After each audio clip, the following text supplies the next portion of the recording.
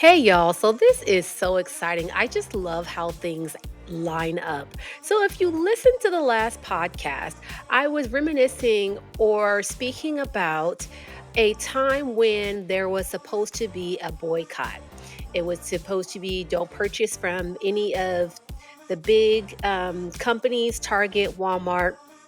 We were supposed to send a message. And I discussed that in the last podcast. Do I have to buy black?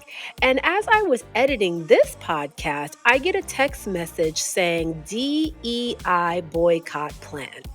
Now, I'm going to go ahead and post the details on the screen here, but I just wanted to talk about this quickly. They're talking about a 24-hour blackout has been scheduled as the first of multiple countermeasures on the attack, countermeasures to the attack on DEI. Um, this was sent out by a family member. I'm not sure where she got it from. And then I also got another one from a friend. What not to do: do not make any purchases, period. Do not shop online or in store. No Amazon, no Walmart, no Best Buy, nowhere, no McDonald's. Do not spend money on food. Fast food, gas, major retailers do not use credit or debit cards for non essential spending. Now, this is for one day, Friday, February the 28th from 12 a.m. to 11:59 p.m. all day long. Again, Friday, February 28th from 12 a.m. to 11:59 p.m. What you can do if necessary: only buy essentials of absolutely necessary items such as food, medicine, emergency supplies. If you must spend, only support small local businesses. This is not too much of a big ask. If they're saying we want to black out for one day, get your stuff the day before. I mean, unfortunately, if people don't do it appropriately, there'll be a big surge the day before, and then you black out the day after. And then does that really help? Because you really helped pad their pockets the day before and then take it away after. I don't know if that actually helps. But if you guys know about it now, today's the 13th, plan ahead. And, it's one day. What is one day? Um, they also say spread the message, talk about it, post it, document your actions that day. Now, why does this matter? Corporations and banks only care about their bottom line. If we disrupt the economy for just one day, it sends a powerful message. If they don't listen, we make the next blackout longer. This is our first action. Our numbers are powerful. This is how we make history. Again, February 28th, the 24-hour economic blackout begins. We must use the power we do have and send an economic message with our numbers, as Dr. King did in the 60s. And then they want us to share this message as our first of multiple actions and stay tuned for future actions. Now, my thoughts. Remember, I said on the last podcast that, it was supposed to be this big thing, don't buy this. I don't know how long we were supposed to do it at that time. And it seemed like it just disappeared as soon as it came up. Um, the reality is that I'm still asking the question: do people even care enough to do this? Do our young people understand what boycotting means and how it actually helped shape some of the liberties that we have now? And then, um, why would you do it? Do you think that it helps your bottom line personally? Do you think that you would boycott because you want to join the movement in support of the Black community? And not just Black community, diversity and inclusion involves so much more than we actually think. I want you to really go out and educate yourself on what diversity and inclusion has done for America. It's not a Black thing, trust me. Now, do not get me wrong. The civil rights movement is the blueprint for all diversity and inclusion in this country. I go on record saying that. However, it's not just about Black people. Diversity, inclusion, and inclusion includes a plethora of people that are underserved and that are discriminated against due to age, due to disability, due to sexual preference, due to religious preference, due to race. All of those things are included. And it's just about not saying, okay, I'm giving you this position just because you're Black, or I'm giving you this opportunity just because you have a disability. Absolutely not. What it is leveling the playing field to give people opportunity that would not have had those opportunities before.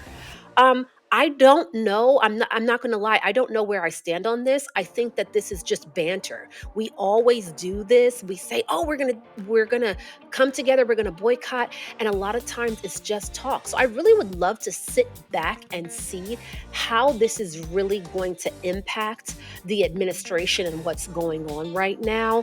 You cannot blame a plane crash on diversity and inclusion. And to my understanding, that is what has been happening. So we want to really educate people. And as I said before, educate yourself on what diversity and inclusion is. But let's see what this, blackout date will really do. Will people really participate? Does it send a message? Do we need to do better to come together? Because it may be laughable. They may laugh at us for even attempting this fake boycott. They may never even it may never even touch enough businesses so they even know that it's going on. I believe that this is, and correct me if I'm wrong, put on by Al Sharpton. It's his DEI boycott plan. Now, boycotting has worked so many times in the past. It can work in the future. It can work in our present now. It's just that we need to understand why you're doing it. I don't believe that jumping on the bandwagon will be a sustainable thing.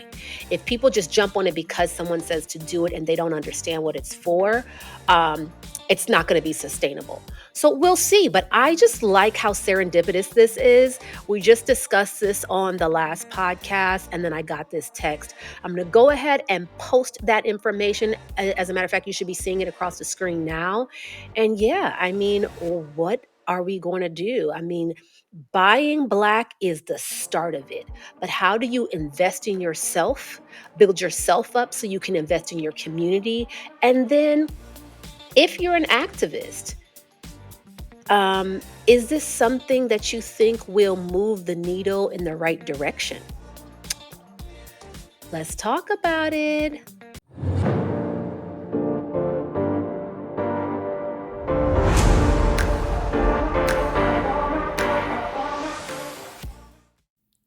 Hey, y'all, welcome in. Next time, bring a friend.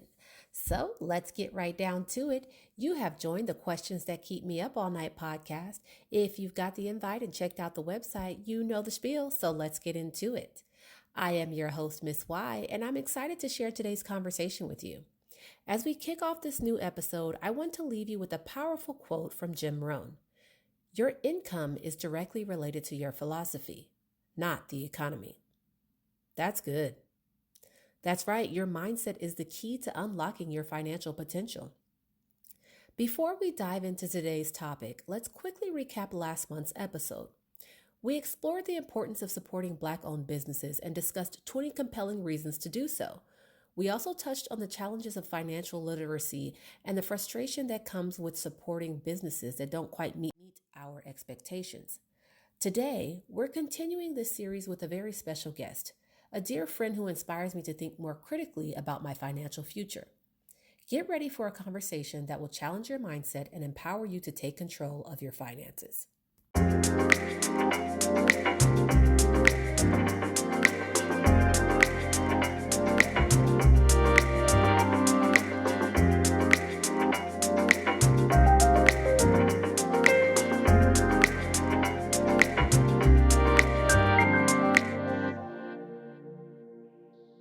So you will know Carlina as one of our previous panelists.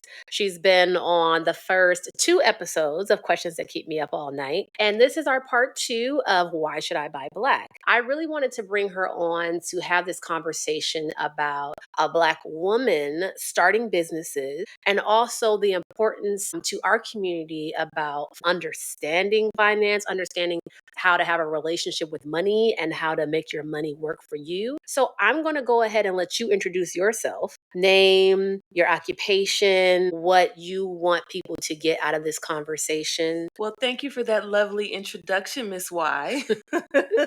And thank you to Noggin Entertainment for having me on today. Of course. So, hi everyone. My name is Carlina Williams. I am a United States Navy veteran. Currently, I am a retired veteran and I am also, some would say, a serial entrepreneur. I really developed my love for entrepreneurship when I was pregnant with my twin boys. So I co-own an event production company called Listen and See Productions, formerly known as DJ Snick and Night Audio Visual Production. I'm now working on a new company, a business that will empower the Black community to be more involved with entrepreneurship and networking, which I think is extremely important in our community. I think that the one reason why I have the go ahead and do it kind of spirit when it comes to let's try this entrepreneurship is because of Carlina. I've watched you start, this is what, your third, fourth business. And what was really inspiring to me was I felt like, when we met, we were in that time period of our lives where we were just kind of like, just chilling, Yeah. And there was nothing wrong with that. We both had income, we were working, but I felt like we were just chilling and just getting by. And then I feel like that morphed very quickly. It morphed very quickly into like, yeah, I'm going to do this. I'm going to have this in 2 years. And after seeing what you've done by just saying, I'm going to do it and putting the work into doing it, I feel like you're an expert. And so I say that because, a lot of people want to know, like, how is this person qualified to do? I feel like when you do, you become an expert. And so I want to sit down and talk to you about a few things, continuing on with our discussion of why, not why do I have to buy black, but do I have to buy black? Because some people actually ask that question. And it may not be a, I have to do it, but here are some reasons why maybe you should be inclined to do it.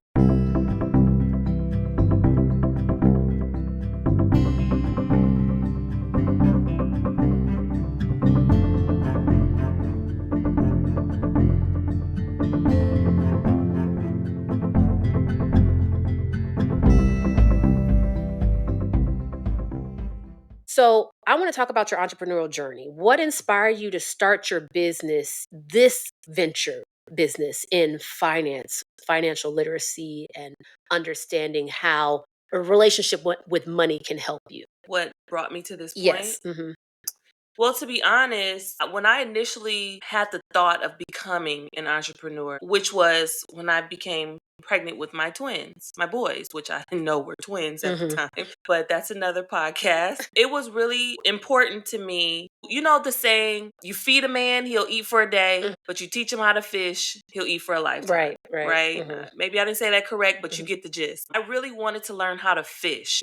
Having children is like one of the most, in my opinion, biggest responsibilities a person can have. And I wanted to bring my children into this world and be able to give them the tools to survive, right? So I can teach them how to fish. So I had to learn how to fish on my own. And when I say fish, that means creating an ecosystem for myself where I'm not relying on outside sources to live. I'm creating my own bank.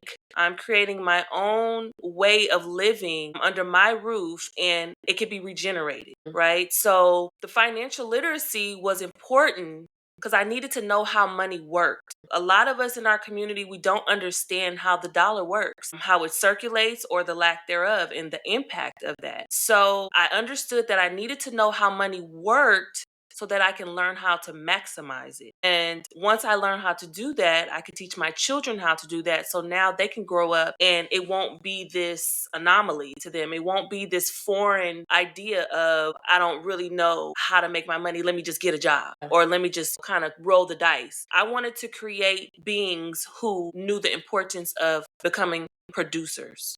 So, financial literacy is important for any type of person, any person that needs money to live, which is every single human being. When you know how something is done, then you know how to create therefore after that. Mm. Right. And so it's like you can't put the cart before the horse. So learning financial literacy and then teaching others became near and dear to my heart because I quickly learned why my community is in the position that we're in now. And that's because of the lack of knowledge of how money works. So I like that you said produce, and I want to put a pin in that because that's very important. Being able to produce. I did mention that you had other businesses prior, and we talked about on the previous podcast that I think only 4% of Black businesses last. Yeah. And so talking about the other businesses, I know there were challenges. So, what was a pivotal moment or challenge that shaped your journey? And also, how did you overcome those obstacles so that you could stay motivated to get to this point? So many challenges. It's hard to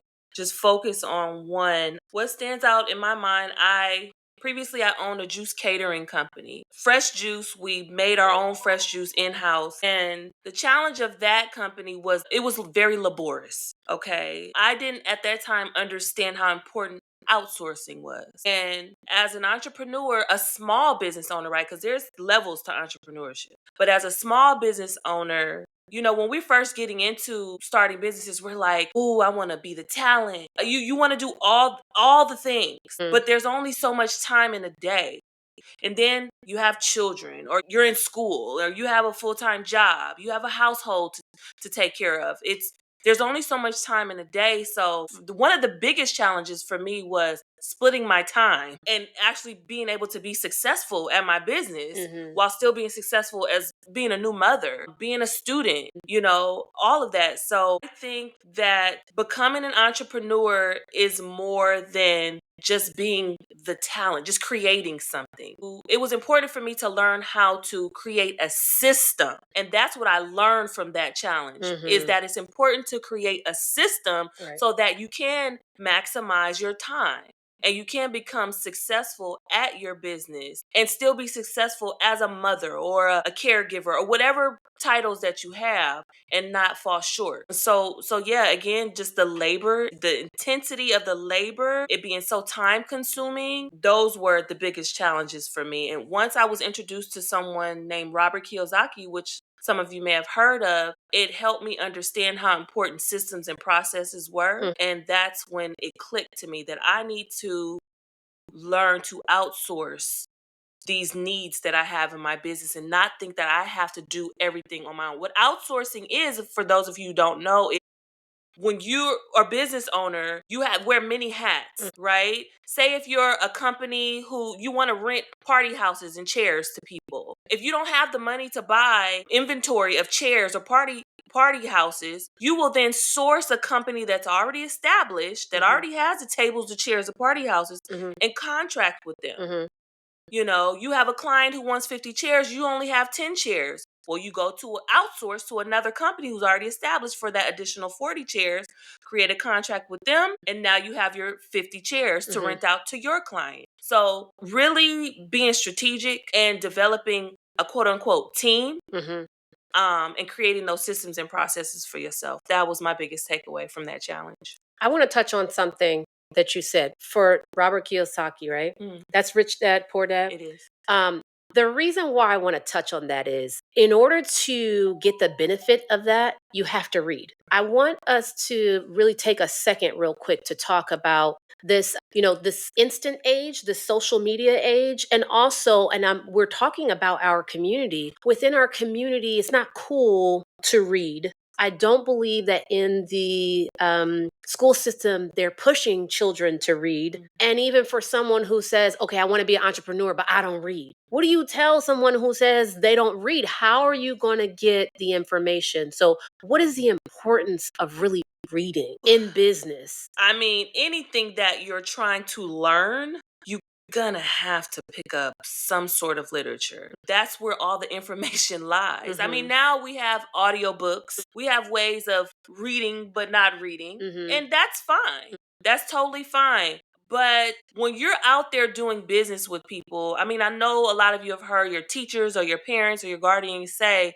If you read, it helps you become more articulate in your presentation and how you speak about things. It helps exercise your brain. I think it's just something, I don't know the scientific background of reading, but how I feel is when I read something, I can internalize it, right? And so I think reading is so powerful because it exercises your brain in a way that helps you grasp the information. Right. It's just, I gotta Google it or go to ChatGPT to find out exactly how our brains work. But Yeah. like I said, just from experience, I think you cannot become good at something with never picking up a piece of literature and reading it. All the information is written down for anything and everything that you want to do. It's in a book. Yeah. It's in a newsletter. It's in an article. It's somewhere written down. And also, you can carry that with you everywhere. You can utilize that to source back to, reference rather. So reading is fundamental. It's fundamental. Somebody said if you want to hide something from a black man, put it in a book. Put it in a book. And I mean, these things are not said to be insulting, and maybe the person who said it, they meant it to be insulting. But when we say things like that, one, we have to get away from being offended. We get offended by so much that we let offense hold us back. If somebody says something like a hurt dog a holler, if somebody says something and it touches you, let's figure out why it touches you. If they say that if you want to hide something from a black man, you put it in a book, and if that offends you, then maybe you're the black man or the black woman that would not be educated because you won't read it in a book. And find ways. I mean, I don't necessarily like to sit down and read, but I like to gather information. If it's easier for you to do an audiobook, do it. But be strategic about it and what you're reading. If it's easier for you to read little articles or blurbs of things. But if you want to produce, like we said, like we are the top consumers. Now it is changing because I was looking at some statistics, and actually Hispanics are consuming more overall. I will say that I think the statistic between people who earn, we don't earn as much as other people, but we consume on the same level, if not more. And so talking about being producers, I heard you say something about outsourcing. What would we tell the people who are like, oh, but that's more money. If I don't have a chair, then I have to go rent a chair from somebody else. If I don't have a space, then I have to go do this from somebody else. Okay, yes, I understand the idea of outsourcing, but that costs money. So if I'm trying to build a business, and sometimes a small business starting out, what do I do if I don't have the materials? So I don't have the hard materials, the chairs, but I also don't have the money to outsource. It sounds overwhelming. So how do I start? Right. I mean, depending on what business you have, there's a saying, there's a million ways to skin a cat. Being an entrepreneur, you have to be a creative. In order to be a successful entrepreneur, you have to become creative. You have to think outside the box. When you're an entrepreneur, you're not thinking like a consumer when it comes to the production. You think like a consumer when it comes to sales, right? But when it comes to the production, you have to be creative in your approach. So back to my example of being a company who rents out chairs and tables and jumpy houses. When you deal with companies and outsource for things of that sort, you don't pay them up front. You pay them, not always, right? You may pay them after the job is done, right? You can also negotiate. Right? You can also barter, right? Depending on who you're dealing with. If you really want to do something, you're going to do it. You're going to find ways to do it. It's 2025, okay? And if you really just can't figure it out, take to ChatGPT, take to Google, because guess what? You're not the first person that had this problem. All these problems can be solved, right? You utilize your network. This is one reason why I'm starting, and not to jump off topic, but this is one reason why I'm starting the company that I'm starting, focusing on business, B2B, business networking. Your network is your net worth. Exactly. If you have folks around you who also have businesses, leverage them. Yes. Leverage means use them. Utilize your network to get what you want, and then you can be of use to someone else. And you just go back and forth. This is how the other communities thrive, because they utilize one another and they keep their dollars circulating within their own network.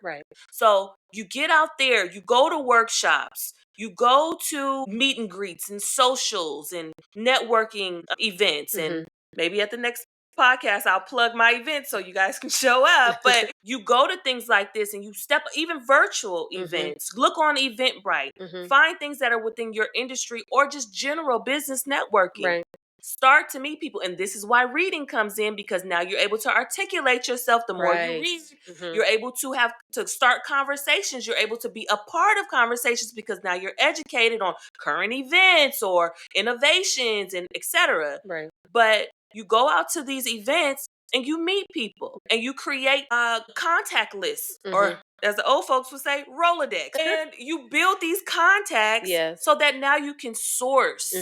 You can source what you need from your network. You've shown people that you're interested. You've shown people that you're invested, right? You've shown people that you have spent a little money, because sometimes it will take, most of the time, it will take some sacrifice, right? Just like being a mother or a father or a teacher or anything that you're going to have to sacrifice time or money, one of those or both. Right. So you go out to these events, you meet people, you mingle, you network, and you build your network so that you can have again, network of people to source from. And that's how you start to circulate your dollars. That's how you're able to build your leverage. So now I know someone that has a party planning company. Maybe they don't have the chairs, but they got access to someone who does. And because they know me and they've seen what I've been doing and they see my face often, they're going to take a chance on me, so. I remember, and there's a restaurant, they changed the name now, and I believe the owners have changed. But how this restaurant came about, it was a church, and they got an announcement, and they told their members, every time you want to go spend money on fast food,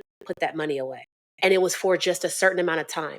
And they got the money to purchase this building. And it was created, that was used to be Soul Food Restaurant in Oakland. If you're determined to do something, you'll do it. If you really think about adding up your dollars, where your wasteful money goes, what you waste money on, just take a week and jot down every time you spend something. That may make you stop spending, but every time you spend something, see where your wasteful money goes and see if you would put that wasteful money away, how it can accumulate, and you can do something different with your wasteful money. And it's just going back to like a bartering system. My 14-year-old told me about service for service, and I said, well, girl, how do you know this? So I mean, outsource. Like if you want to do it, you will find a way to do it. You will find a way. And just one more quick thing. I just needed a logo for my company that I'm creating. I shared my passion with a friend of mine. She quickly drafted up a logo for me that I didn't even expect. Wow. This is because when she was starting her company, I was there for her with brainstorming, encouraging her. Again, you build your network. Yes. So she's like, what do you think about this logo? Yeah. And also, like, if you didn't say anything, see, she opened her mouth, right? So networking and doing that.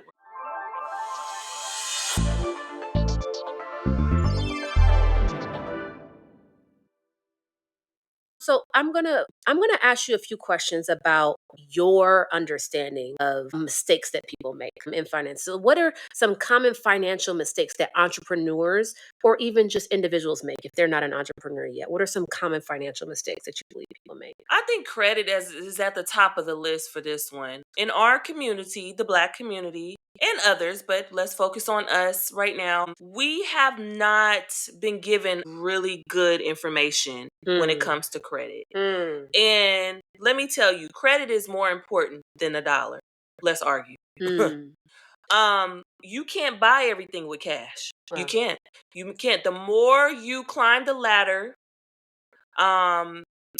in tax brackets, you understand that everything cannot be purchased with cash. Credit is so important. If you have good personal credit, you are then able to build business credit quicker. If you do not have good personal credit, it's going to take you some time. You can still do it. It's just going to be it's going to take you a little longer to do. So I think that a lot of us have been instilled with fear when it comes to credit, credit cards and things like that, because we don't know how to use it. We don't know how to use it. Just like we don't understand taxes.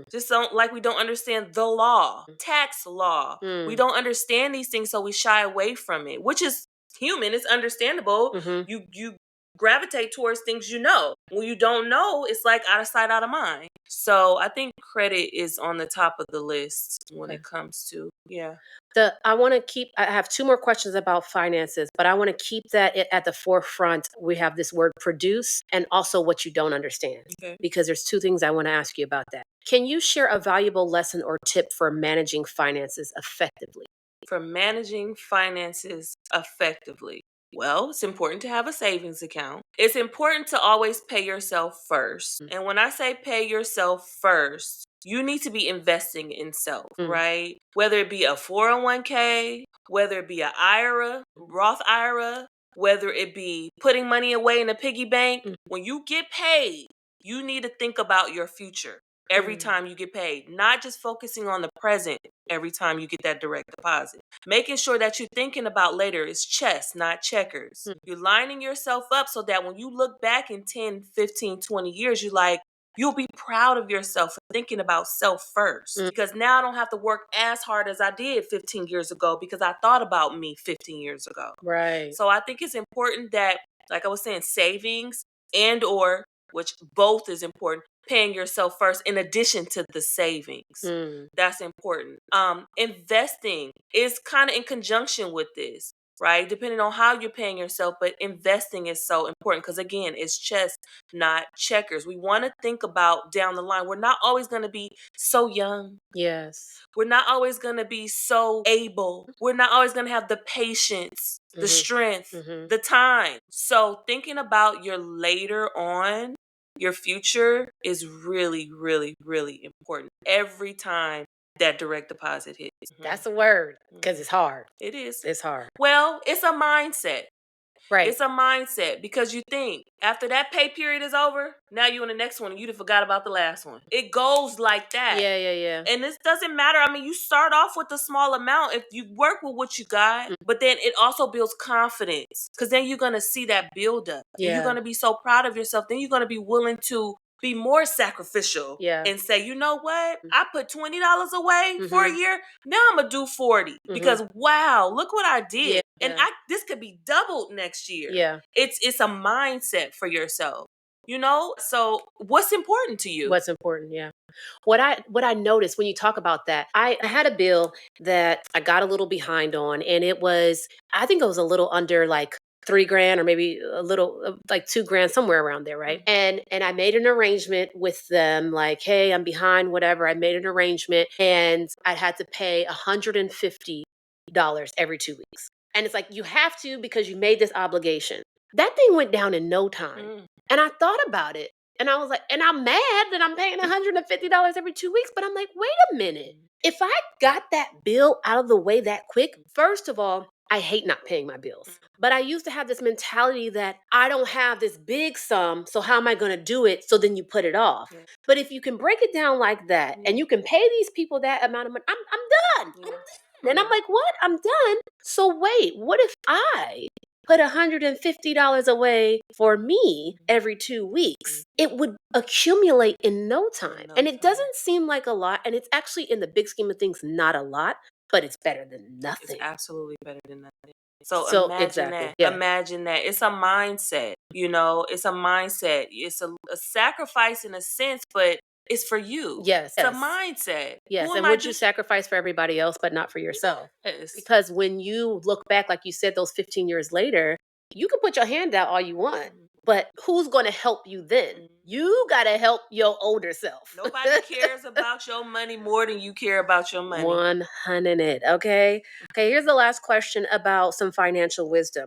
How do you prioritize investments and allocate resources? So you talked about saving, you talked about investing, which are two different things. Right. How would you prioritize investments, and allocate your resources to make sure you're saving as well as investing, as well as paying your bills? It's all equally important. You Mm. cannot have, in my mind, my mindset, you cannot have one without the other. Mm. Because the savings for me is more immediate. right? Mhm. And I mean, there could be levels to savings depending on what you're trying to save up for. I like having money. I Mm. don't like having zero. Right, right. That's scary to me. Mm. So always having something so I can move about life the way I want to. Yeah. Because if not, I'll be down on myself. And that just creates this snowball of self doubt and negativity and woe is me. And it can even bring about depression because Mm. now you're just feeling so messed up Yeah. about yourself and thinking of all that money I made, even if it wasn't all that money, but you still made something in the past. Mhm. And it's like, I could have put away, and we don't want to do that. Regret is not a good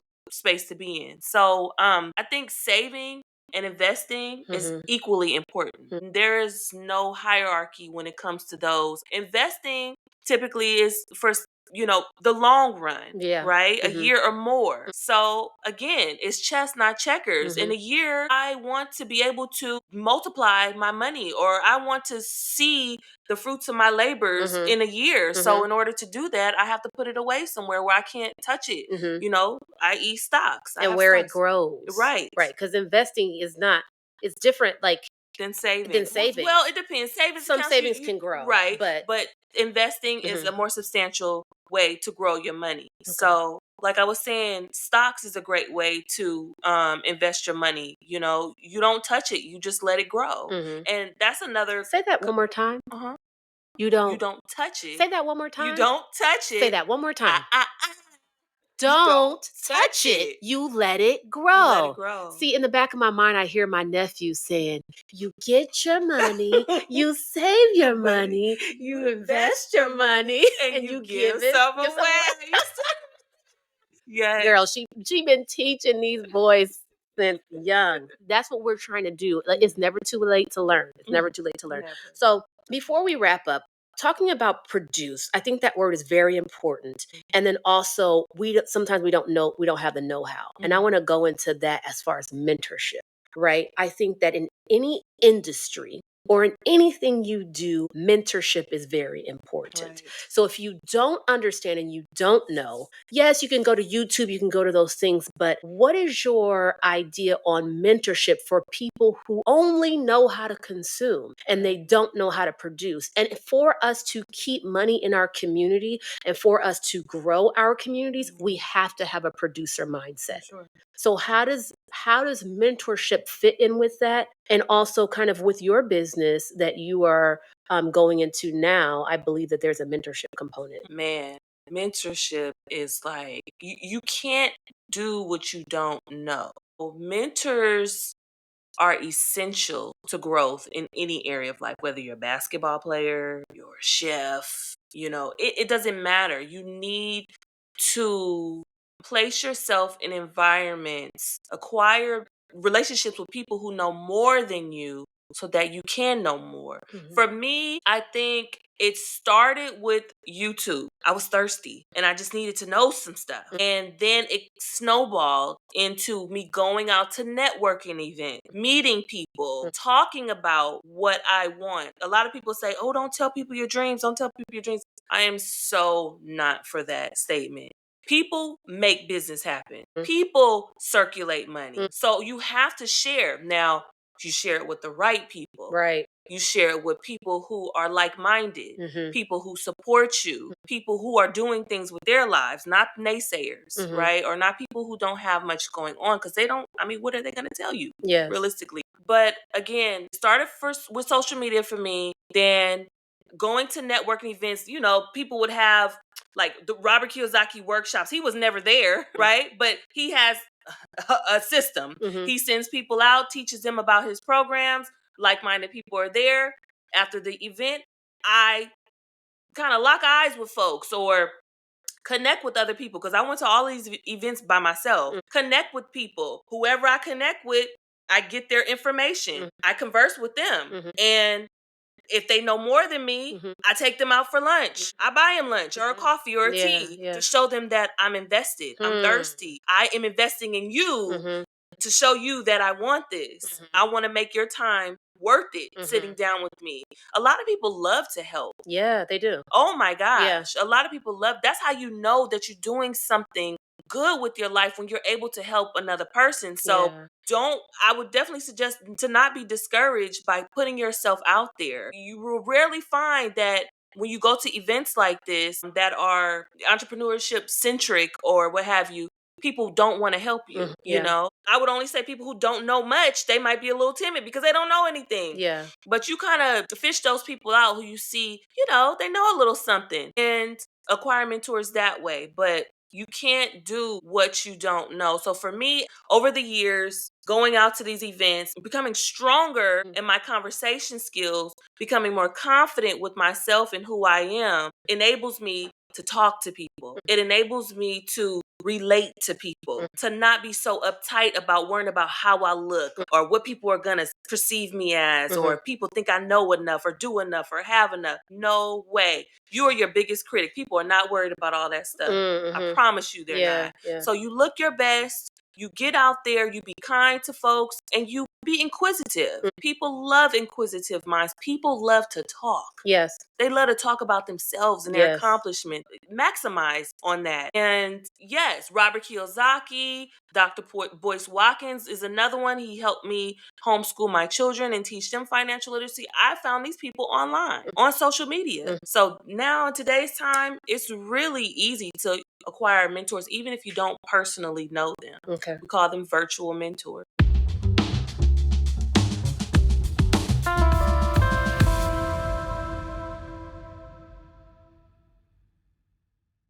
What I will say, when I was hearing you speak about going to these networking events, and we, Noggin Entertainment, we pride ourselves on edutainment.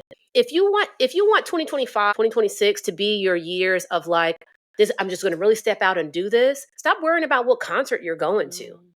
Edutain yourself. Go to networking events. If you want to put your money where your mouth is.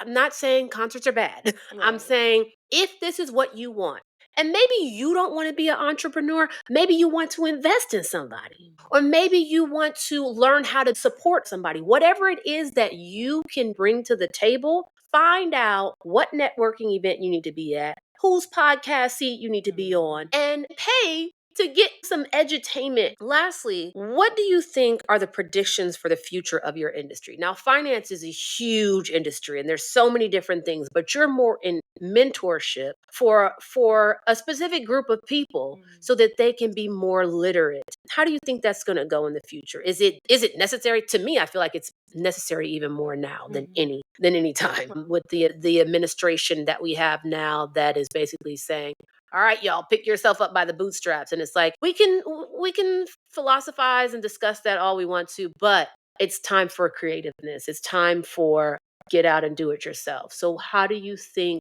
in the next 5-10 years your industry is going to be supporting that? Yeah, business literacy, financial literacy, entrepreneurship. Look, stuff is not getting cheaper, and people's pay is not going up as fast as expenses are increasing. So I think it's going to really implode in a good way. I think that um, people are really, really becoming, I don't want to use the word desperate, but yeah, Well, innovation is born out of desperation sometimes. there you go. It just, that word sometimes feel a little weird to me. Yes, it can influence some great things when you pair that with will, Mm, right? And that go-getter spirit and yeah. that unwavering faith in, that survival. You want to survive. You want to do more than survive. You want to live. You have children, you have family, you have mothers and fathers who are becoming older. You want to live. You don't just want to be existing. So I think these industries, financial literacy, business literacy, all of that, it's just going to get bigger and bigger and bigger. A lot of, our mothers and fathers weren't really big on financial literacy and business literacy. At least mine weren't. So now that I'm teaching my children, they're conversing with their friends. This is a part of their lifestyle. So if anything, it's only going to grow more. We have the internet and it is moving like a wildfire. So information is crossing hands, screens, phones very, very, very quickly. People want more money. People Yeah. want more resources. Yeah. So it's only up from here. Yeah. How do you see your personal business evolving in the next 6 to 12 months? Oh my gosh, I'm so excited for it.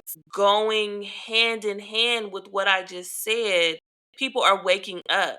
So, networking events like what I'm creating, social clubs, people are really thirsty for this type of information and for the spaces where they feel like they belong. Right. Because at one point, it felt like when you go to networking events, it's like this stuffy situation where it's a bunch of old white men, right? Or Mhm. old white people. It's not that way anymore. Mhm. So my events will encompass my demographic and speak my demographic's language and Mhm. be in environments where my demographic enjoy and Mhm. love. So it's like we're not afraid anymore. You Mhm. know, we're breaking out of these boxes and these molds, Mhm. and because money is not racist. Money is not, prejudice. It's green, It's girl. green. It's green. So I just feel like what I'm doing is imperative. It Mhm. needs to happen. Mhm. It's already happening. Right. And I feel such the responsibility, and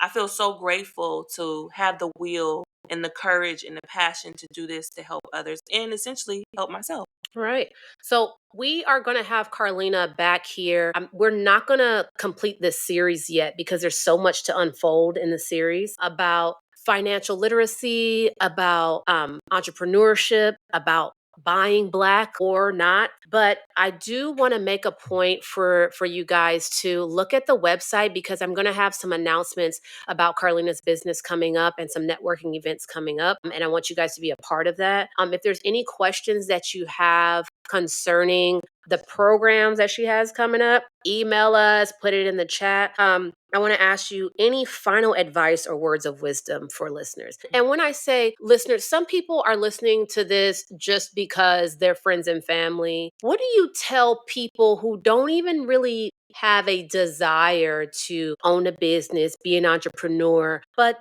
they still need to know something about financial literacy? What last words of advice do you have for Mm. someone like that? I would say, like I tell my children, and I've already said this, it's chess, not checkers. Thinking about your future is so important.